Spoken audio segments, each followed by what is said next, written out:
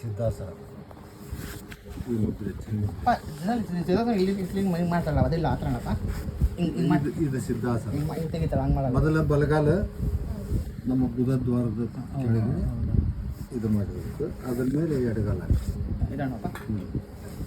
ಮೊದಲ ಮುದ್ರೆ, ಆಮೇಲೆ ಇದು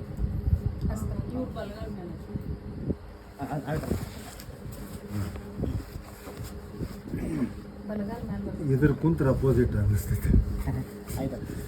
ಇದು ಇದು ಇವು ಎರಡು ಬಳೆ ಏನೈತಿ ಮಡಚಿ ಅದರ ಕೆಳಗಡೆ ಸೇರಿಸ್ಬೇಕು.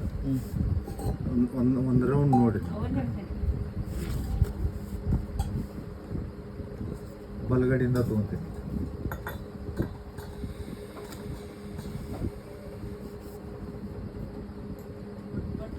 ಎಡಗಡೆ ಬಿಡ್ತೇನೆ.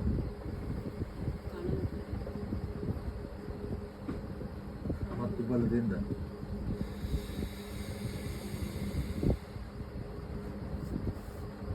ಎಡಗಡೆ ಬಿಡೋದು. ಒಂದು ರೌಂಡ್ ಆಯ್ತಾ? ಈಗ ಲೆಫ್ಟ್ಲಿಂದ ತೊಗೊಂಡು ರೈಟಿಗೆ ಬಿಡೋದು.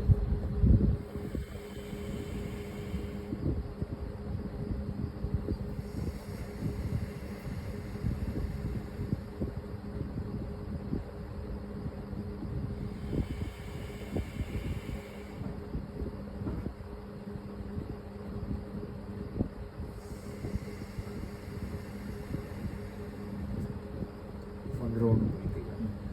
ಈಗ ಮತ್ತೆ ಬಲದಿಂದ ತೊಗೊಂಡು ಎಡಭಾಗಕ್ಕೆ ಬಿಡು. ಅಪ್ಪ ಎರಡು ಬಂದು ಎರಡು ಮಾಡ್ಬೇಕು. ಒಂದು ಮಾಡಿದ್ರೆ ಸುಮ್ಮನೆ ಮಾಡಿದ್ದಾರೆ ಅಷ್ಟೇ ಅಲ್ಲ, ಎರಡು ಮಾಡಬೇಕು. ಒಂದು ಮಾಡಿದ್ದಾರೆ. ಈಗ ಬಲದಿಂದ ತೊಗೊಂಡು ಎಡಗಡೆ ಬಿಡಬೇಕು.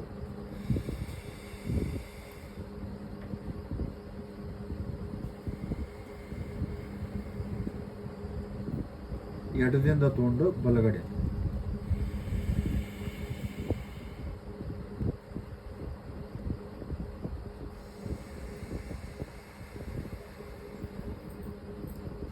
ಬಲದಿಂದ ತಗೊಂಡು ಎಡಗಡೆ.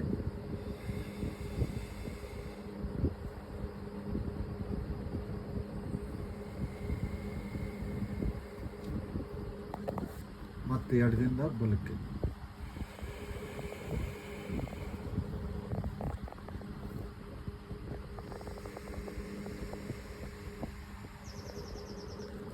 Second round complete. Third round ಬಲದಿಂದ ತೊಗೊಂಡು ಬಲಗಡೆನ ಬಿಡಬೇಕು.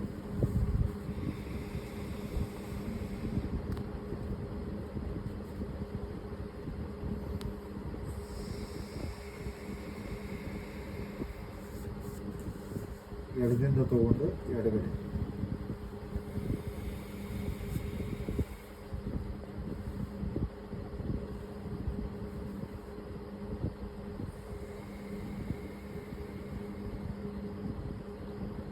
ಮತ್ತು ಬಲದಿಂದ ತಗೊಂಡು ಬಲಕ್ಕೆ ಬಿಡಬೇಕು.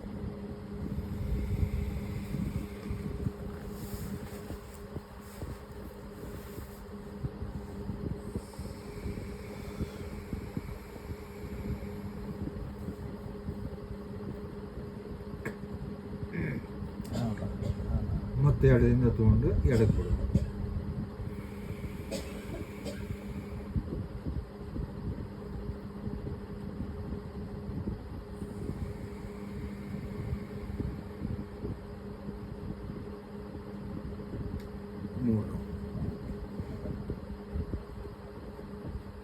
ಅಪ್ಪ ಇಲ್ಲಿ ಕುಂಭಕ ಹೇಳಿದ್ದೀರಾ?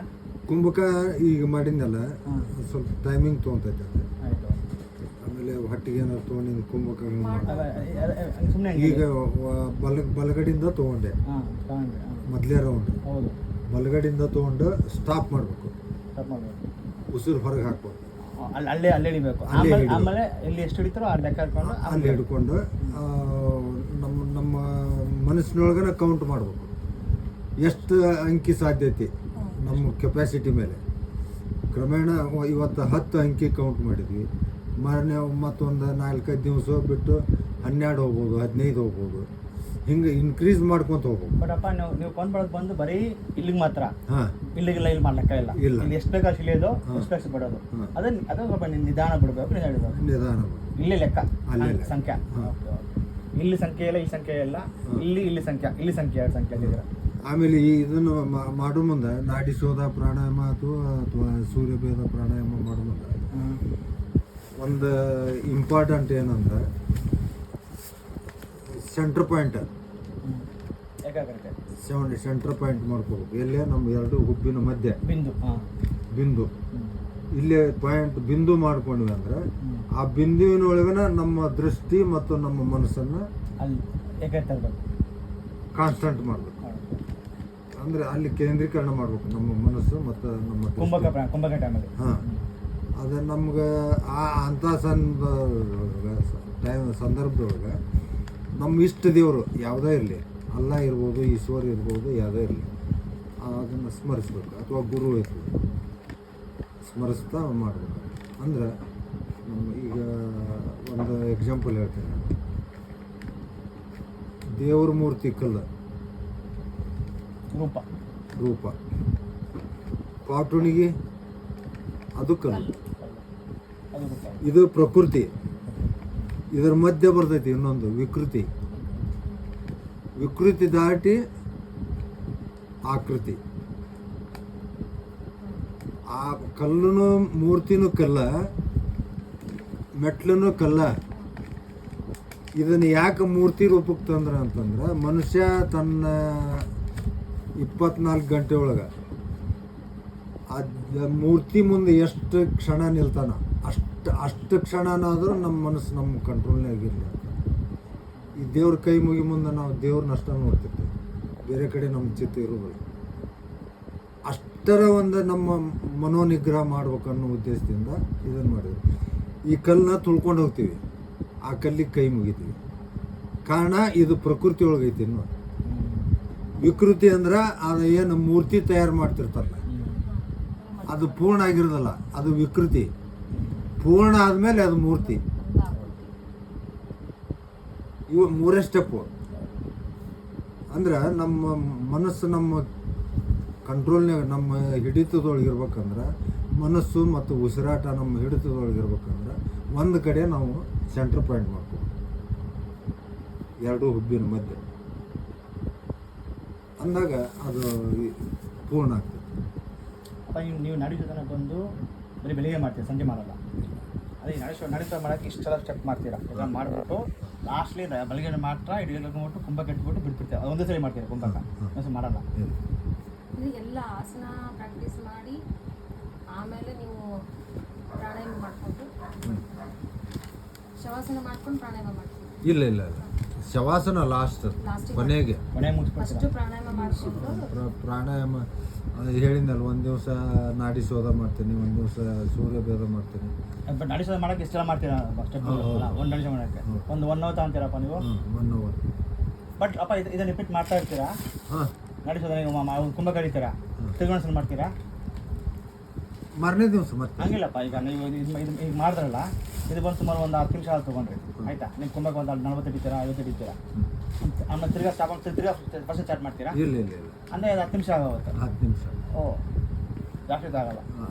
ಅದಕ್ಕಿಂತ ಪೂರ್ವದೊಳಗೆ ಕೆಲವೊಂದಿಷ್ಟು ಅದಾವಲ್ಲ, ಇವು ತಾಡಾಸನ, ರೋಕ್ಷಾಸನ, ಉತ್ತಿತ ಪಾದ ಹಸ್ತಾಸನ, ಆಮೇಲೆ ವೀರಭದ್ರಾಸನ, ನಟರಾಜ ಭಂಗಿ, ಆಮೇಲೆ ಕೋನಾಸನ, ಉಪವಿಷ್ಟ ಕೋನಾಸನ, ಆಮೇಲೆ ಪಾದ ಹಸ್ತಾಸನ,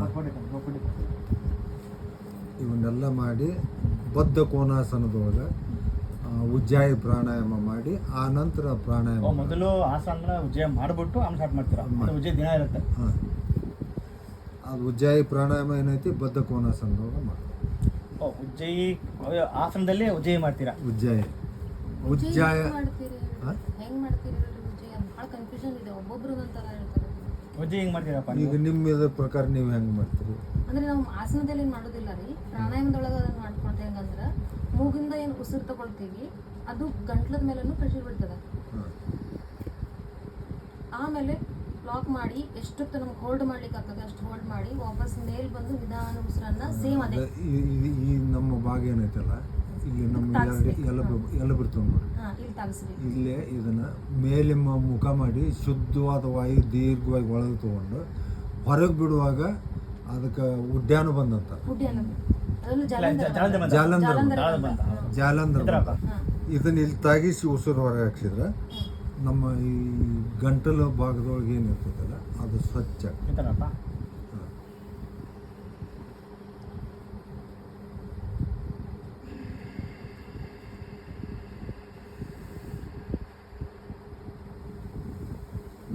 ಅಂದ್ರೆ ಮೇಲ್ಗಡೆ ಮಾಡಿ ಉಸಿರು ತಗೊಂಡು ಕೆಳಗೆ ಮಾಡಿ ಉಸಿರು ಹೊರಗೆ ಹಾಕ್ಬೇಕು. ಜಾಲಂಧರ್ ಬಂದದ್ದು ಒಡೆಯನ ಬೇಕಾಗಿಲ್ಲ, ಒಡೆಯನ ಮೂಲಂದ್ರ ಬೇಕಾಗಿಲ್ಲ. ಅದೇನು ಬೇಕಾಗಿಲ್ಲ. ನಾನು ಇವನ್ನ ಕೆಲವೊಂದು ಪ್ರಾಣಾಯಾಮಗಳೇನದವಲ್ಲ ಹೌದಪ್ಪ. ಯಾವ ಈ ಒಂದು ಏನು ಸಿದ್ಧಾಸನ, ಪದ್ಮಾಸನ, ಆಸನ ಇವು ಇದ್ರೊಳಗೆ ಅಷ್ಟ ಮಾಡ್ಬೇಕು. ಸಿದ್ಧಾಸನ, ಆಮೇಲೆ ಪದ್ಮಾಸನ, ವೀರಾಸನ, ಸುಪ್ತ ವೀರಾಸನ, ವಜ್ರಾಸನ, ಇವು ಯಾವ ಆಸನದೊಳಗೆ ಯಾವೊಂದು ಮಾಡಿದ್ರು ನಡೀತದೆ. ಸಿದ್ಧಾಸನದೊಳಗನ ಓಂಕಾರ ಮಾಡ್ಬೇಕಂತಿಲ್ಲ, ಅಥವಾ ಪದ್ಮಾಸನದೊಳಗನ ಜಯಂಕಾರ ಮಾಡ್ಬೇಕಂತಿಲ್ಲ. ಸಿದ್ಧಾಸನ ಬಂದು ಮೂಲಧಾರ ಬಂದು ಅಲ್ಲಿ ಮಾಡ್ತಾ ಇದೆಯಾ, ಅದು ಮೂಲ ಆಗೋಗಿರುತ್ತೆ. ಹಾಂ ಅಲ್ಲಪ್ಪ. ಹಾಂ. ಆಮೇಲೆ ಈಗ ನಾನು ಉಜ್ಜಾಯಿ ಪ್ರಾಣಾಯಾಮ ಯಾವ್ದಾರು ಮಾಡ್ತಾನೆ ಅಂದ್ರೆ ವೀರಾಸನದೊಳಗೆ ಮಾಡ್ತೀನಿ.